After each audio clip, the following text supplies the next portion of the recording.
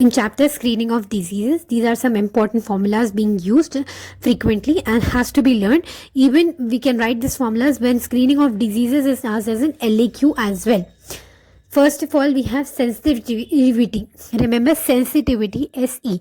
We have to write TP because P is not present as a second word. Use P in the formula, true positive in the first formula.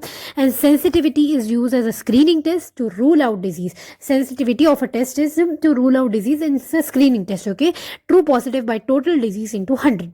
Okay, specificity is given mostly for diagnostic set that is specific to that disease. So remember I said here E is given, therefore P here P is given, we use true negative by total not disease warrant disease into 100. Remember every time we have into hundreds.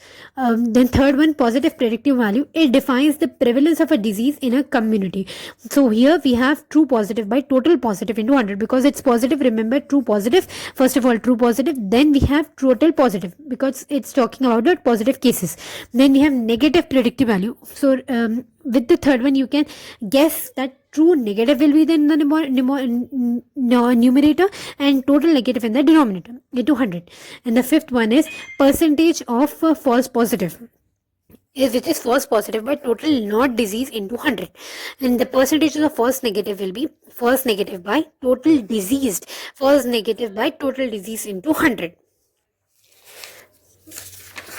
Then when applying that formula, we have to use this table which is A B C D. A into B A into D, which is cross product ratio, is odds ratio, A into D by B into C. Then prevalence can be total diseased, which is nothing but A plus B. We have this vertical column disease with this vertical column not disease, this horizontal column positive, this horizontal column negative, and these are the all total, and this total is taken as a sum total in the denominator, and the upper part, which is the disease, total disease, the first vertical column is taken.